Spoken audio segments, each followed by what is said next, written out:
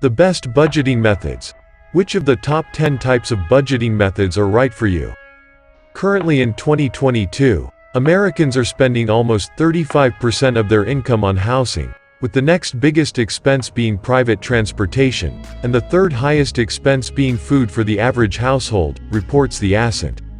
No matter what your income is, these are important factors to consider when budgeting.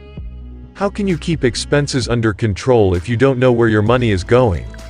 Your car loan might be pushing you over your monthly expenses, so perhaps it would be wise to trade it in for a different car with a smaller loan or no loan. Perhaps groceries are costing you more with inflation and bursting your budget. Find a coupon app or rewards programs that will cut down on the bill. Whatever the reason your finances are tight, having a budget can help you see where you're overspending, and from there you can make a plan. There are countless ways to organize finances because there are many ways that people get paid and pay bills. Personal budgeting methods can look very different from household to household. So how do you know the best budgeting methods for you? With many types of budgeting methods, you'll have to decide which one is right for your situation in order to gain control of your finances and start hitting those important goals. What are the approaches to budgeting? From the time you get your first paycheck, it is important to know how to handle your income for financial success. Setting and sticking to a budget is the key to properly managing your money. Not a single household has the same exact income and expenses as the next household, which explains the different ways of budgeting. Every individual should approach budgeting with the mindset of saving and accomplishing financial goals. There are several factors to budgeting that the individual needs to consider. Incoming funds. This is the most important factor of the entire budget approach. Calculate all money you have coming into all accounts on a regular basis. This final number will determine how much you have to spend. When you are deciding on a regular basis, try using a weekly, bi-weekly, or monthly approach. You really don't want to go longer than monthly because most bills are scheduled on a 30-day cycle and it is easiest to organize within that time frame. Outgoing money. To calculate your outgoing money, you'll need all bills from your previous 3 months. This is the most accurate way to handle outgoing money because some bills are paid quarterly, such as some trash removal services, water bills, and non-escrowed taxes. Once you've added the total of these set bills, you'll subtract it from your income. For quarterly bills, you'll divide them into 3 and set aside that 1/3 amount each month.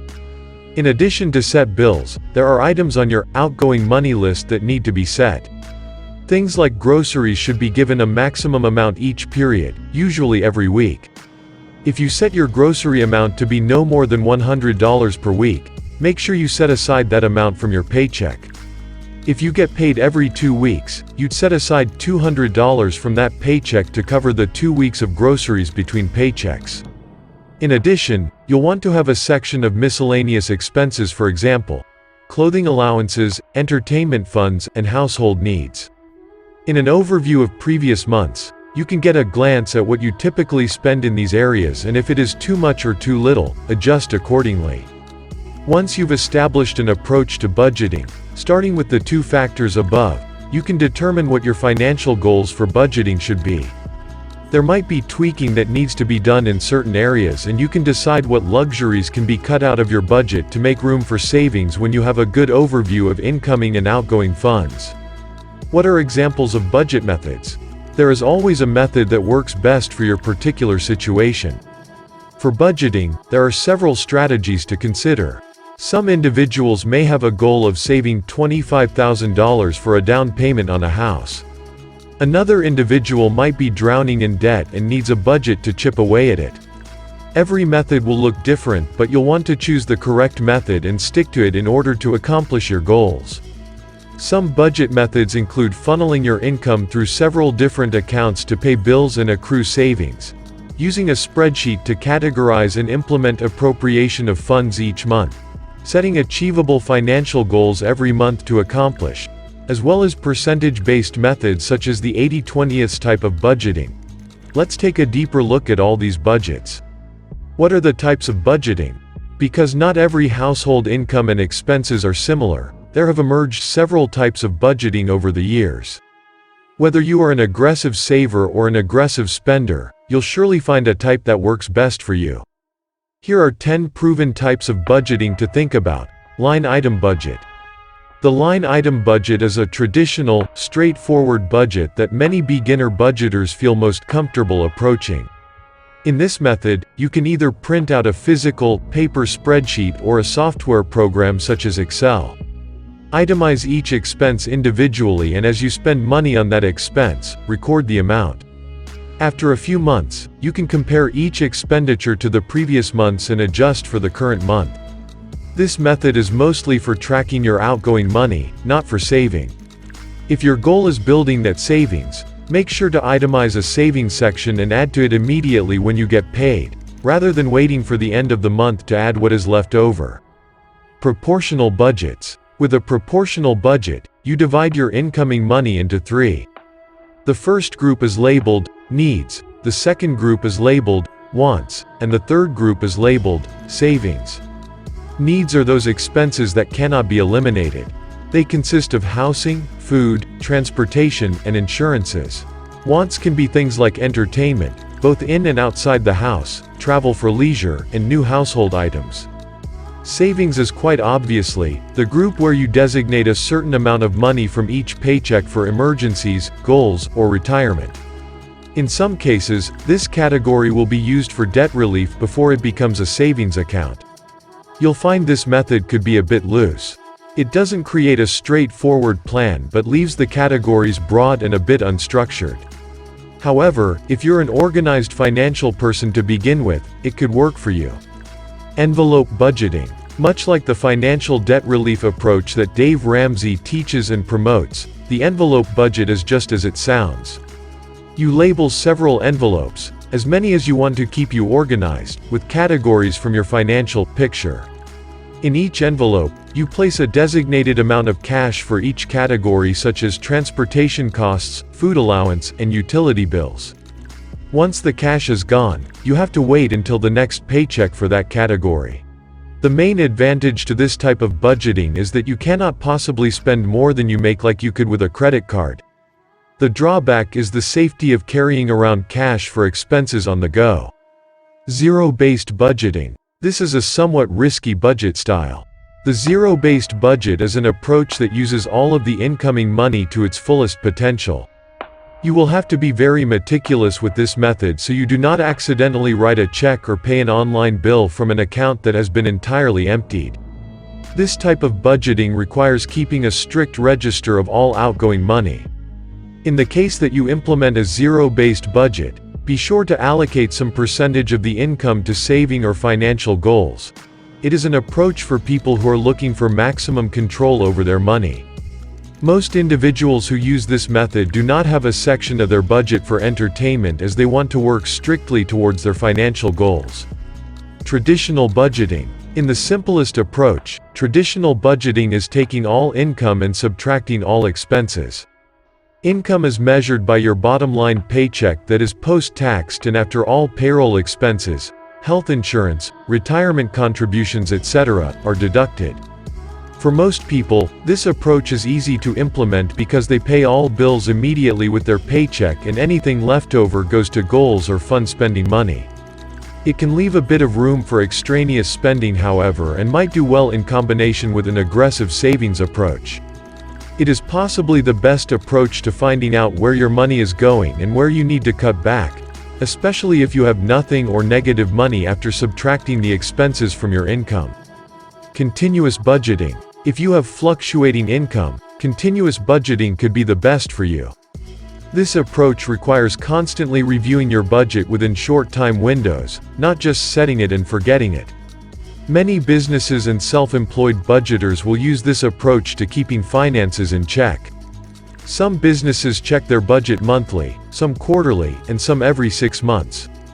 This ensures that they are profiting well without extraneous expenses.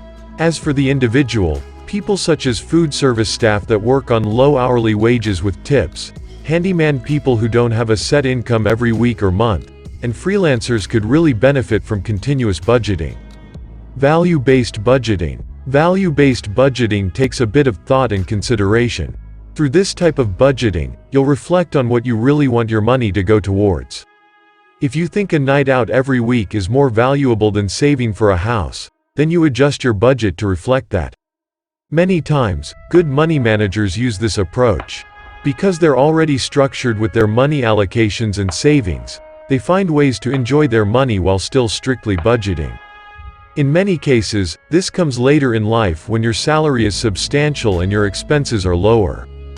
Pay yourself first budget. When you are serious and need to be aggressive about savings, this 80-20 budget is extremely successful. In this case, the individual would designate 20% of their income, post-tax, to their savings accounts or debt reduction. The other 80% is applied to all other categories in the budget, so living expenses, transportation costs, entertainment, etc. As implicated by the name, you must discipline yourself to put that 20% towards goals first before dispersing the other 80%. It's proven to be an effective way to ensure savings and debt reduction. Also, you can play around with the actual percentages. If you're not particularly aimed at growing your savings quickly, but would rather have the extra amount to play with, then decrease that 20% to 15% or even 10%.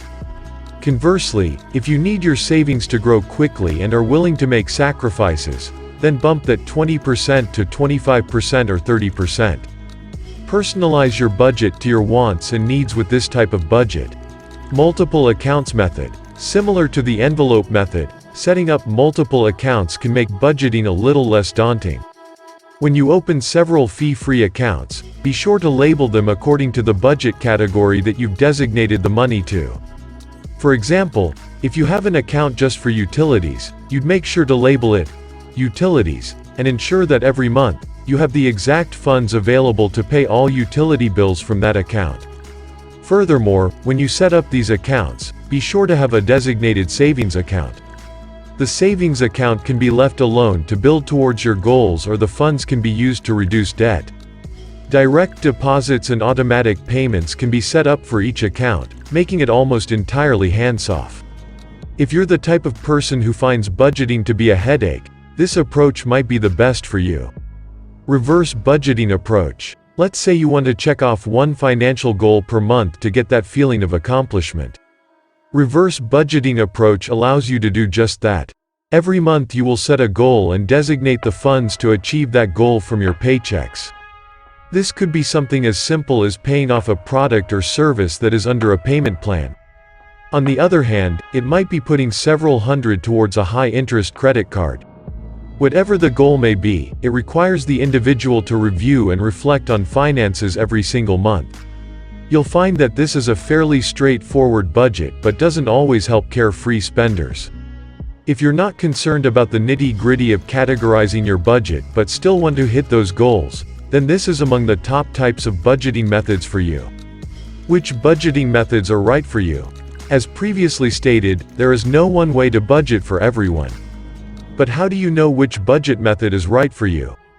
It takes some reflection and perhaps some discussion, if other adults are involved, to decide what you want your money to do for you.